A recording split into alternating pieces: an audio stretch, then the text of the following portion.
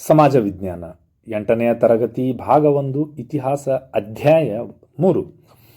ಪ್ರಾಚೀನ ಭಾರತದ ನಾಗರಿಕತೆಗಳು ಸಿಂಧೂ ಸರಸ್ವತಿ ನಾಗರಿಕತೆ ಮತ್ತು ವೇದಗಳ ಕಾಲದ ನಾಗರಿಕತೆ. ಅಭ್ಯಾಸ ಪ್ರಶ್ನೆಗಳಿಗೆ ಸರಳ ಮತ್ತು ಸಂಕ್ಷಿಪ್ತ ಉತ್ತರಗಳು ಧ್ವನಿ ನಿರೂಪಣೆಯೊಂದಿಗೆ. ಅಭ್ಯಾಸಗಳು: ಪ್ರಥಮವಾಗಿ ಈ ಕೆಳಕಂಡ ವಾಕ್ಯಗಳನ್ನು ಸೂಕ್ತ ಪದಗಳಿಂದ ಪೂರ್ಣಗೊಳಿಸಿ. ಮೊದಲನೇದು, ಸಿಂಧೂ ಸರಸ್ವತಿ ನಾಗರಿಕತೆಯ ಮುದ್ರೆಗಳ ಮೇಲೆ ಕಂಡುಬಂದಿರುವ ಲಿಪಿಯನ್ನು ವಿದ್ವಾಂಸರು ಚಿತ್ರಲಿಪಿ ಪಿಕ್ಟೋರಿಯೋಗ್ರಾಫಿ ಎಂದು ಕರೆದಿದ್ದಾರೆ. ಎರಡನೇದು, ಸಿಂಧೂ ಸರಸ್ವತಿ ನಾಗರಿಕತೆಯ ಸಮುದ್ರ ವಾಣಿಜ್ಯದ ಪ್ರಮುಖ ಕೇಂದ್ರ ಲೋಥಾಲ್ ಆಗಿತ್ತು. ಮೂರನೇದು, ಮಳೆ ನೀರನ್ನು ಯುಕ್ತವಾಗಿ ಸಂಗ್ರಹಿಸುವ ವ್ಯವಸ್ಥೆಯಿಂದ ಇದ್ದ ತಾಣ ಧೋಲಾವೀರ. ನೆಕ್ಸ್ಟ್, ಮುಖ್ಯ ಪ್ರಶ್ನೆ ಸಂಖ್ಯೆ 2, ಸಂಕ್ಷಿಪ್ತವಾಗಿ ಉತ್ತರಿಸಿ. ನಾಲ್ಕನೇದು, ಸಿಂಧೂ ಸರಸ್ವತಿ ನಾಗರಿಕತೆಯ ಸ್ನಾನದ ಕೊಳಗಳು ಹೇಗೆ ರಚನೆಯಾಗಿದ್ದವು? ಉತ್ತರ: ಸಿಂಧೂ ಸರಸ್ವತಿ ನಾಗರಿಕತೆಯ ಸ್ನಾನದ ಕೊಳ್ಳಗಳನ್ನು ಇಟ್ಟಿಗೆಗಳಿಂದ ಕಟ್ಟಲಾಗಿದೆ. ಕೊಳ್ಳದಿಂದ ನೀರಿನ ಸೋರಿಕೆ ಆಗದಂತೆ ಎಚ್ಚರ ವಹಿಸಿದ್ದಾರೆ. ಕೊಳ್ಳದ 2 ಕಡೆ ಇಳಿಯುವ ಮೆಟ್ಟಲುಗಳಿವೆ. ಕೊಳ್ಳದ ಸುತ್ತಲೂ ಕೊಠಡಿಗಳಿವೆ. ನೀರನ್ನು ಪೂರೈಕೆಯು ಬಾವಿಯಿಂದ ಆಗುತ್ತಿತ್ತು. ಬಳಕೆಯ ಬಳಿಕ ನೀರನ್ನು ಹೊರಗೆ ಬಿಡಲಾಗುತ್ತಿತ್ತು.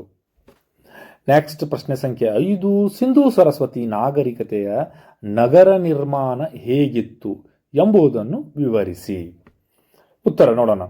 ಸಿಂಧೂ ಸರಸ್ವತಿ ನಾಗರಿಕತೆ ನಗರಗಳಲ್ಲಿ ಕ್ರಮಬದ್ಧವಾಗಿ ನಿರ್ಮಿಸಿದ ಮನೆಗಳನ್ನು, ರಸ್ತೆಗಳನ್ನು ಹಾಗೂ ಚರಂಡಿಗಳನ್ನು ಕಾಣಬಹುದು.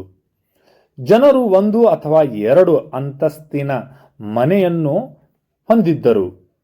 ಮನೆಗಳನ್ನು ಸುಟ್ಟ ಇಟ್ಟಿಗೆಗಳಿಂದ ಕಟ್ಟಲ್ಪಟ್ಟಿತ್ತು. ಮನೆಯ ಮೋರಿಗಳನ್ನು ಹೊರಗಿನ ಚರಂಡಿಗೆ ಹೊಂದಿಸಲಾಗಿತ್ತು. ಪ್ರತಿಯೊಂದು ಮನೆಯಲ್ಲೂ ಸ್ನಾನದ ಕೊಠಡಿಗಳಿದ್ದವು. ಕೆಲವು ಮನೆಗಳಲ್ಲಿ ಬಾವಿಗಳಿದ್ದು ಅವುಗಳಿಂದ ನೀರಿನ ಪೂರೈಕೆಯಾಗುತ್ತಿತ್ತು.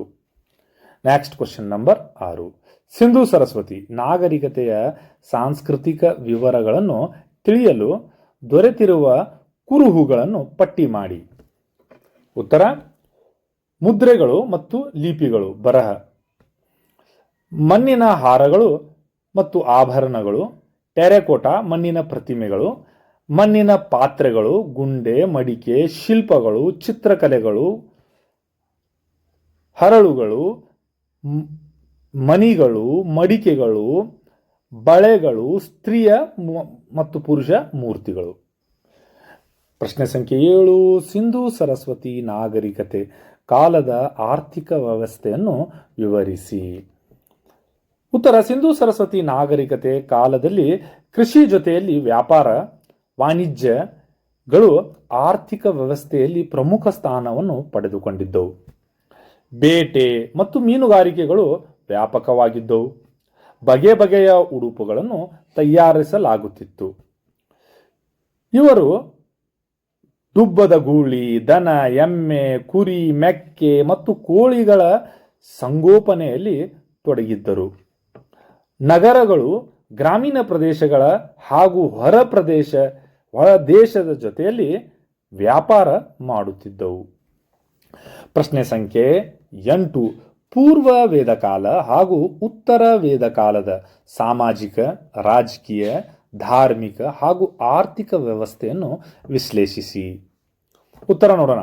ಸಮಾಜದಲ್ಲಿ ಬ್ರಾಹ್ಮಣರು, ಕ್ಷತ್ರಿಯರು, ವೈಶ್ಯರು ಮತ್ತು ಶೂದ್ರರು ಎಂಬ 4 ವರ್ಣಗಳ ಅಸ್ತಿತ್ವದಲ್ಲಿದ್ದವು. ವ್ಯಕ್ತಿಯು ಆಯ್ದುಕೊಂಡ ವೃತ್ತಿಯ ಮೇಲೆ ಈ ವರ್ಣ ನಿರ್ಧಾರವಾಗುತ್ತಿತ್ತೇ ಹೊರತು ಹುಟ್ಟಿನಿಂದಲ್ಲ. ಸಮಾಜದಲ್ಲಿ ಮಹಿಳೆಯರಿಗೆ ಸಮಾನ ಸ್ಥಾನಮಾನ ಇತ್ತು. ರಾಜನನ್ನು ರಾಜನ್ ಎಂದು ಕರೆಯುತ್ತಿದ್ದರು. ಈತನ ಸಹಾಯಕ್ಕೆ ಸಭಾ, ಸಮಿತಿ ಮತ್ತು ವಿಧಾತ ಎಂಬ ಸಮಿತಿಗಳು ಇದ್ದವು. ವಿಧವಾ ವಿವಾಹ ಜಾರಿಯಲ್ಲಿತ್ತು. ಪೂರ್ವ ವೇದ ಕಾಲದಲ್ಲಿ ಜನರು ಮೂಲಭೂತವಾಗಿ ಪಶುಸಂಗೋಪನೆ ಮತ್ತು ಕೃಷಿಯಲ್ಲಿ ತೊಡಗಿದ್ದರು. ಇನ್ನು ಉತ್ತರ ವೇದ ಕಾಲ. ಹುಟ್ಟಿನಿಂದ ವ್ಯಕ್ತಿಯ ಜಾತಿ ನಿರ್ಧಾರವಾಗತೊಡಗಿತು. ಜಾತಿ ವ್ಯವಸ್ಥೆ ಜಟಿಲಗೊಂಡಿತು. ಮಹಿಳೆಯರಿಗೆ ಸಮಾಜದಲ್ಲಿ ಸಮಾನ ಸ್ಥಾನಮಾನವಿರಲಿಲ್ಲ. ಈ ಅವಧಿಯಲ್ಲಿ ವಿಧಾತ ಸಭೆಯು ಕಣ್ಮರೆಯಾಯಿತು. ವಿಧವಾ ವಿವಾಹ ಪದ್ಧತಿಯನ್ನು ನಿಷೇಧಿಸಲಾಯಿತು. ವರದಕ್ಷಿಣೆ, ಪರ್ದಾ ಪದ್ಧತಿ, ಬಾಲ್ಯ ವಿವಾಹ ಇವೆಲ್ಲವೂ ಅಸ್ತಿತ್ವಕ್ಕೆ ಬಂದವು. ಉತ್ತರ ವೇದದ ಕಾಲದಲ್ಲಿ ಕೃಷಿ ಪ್ರಮುಖ ಉದ್ಯೋಗವಾಯಿತು.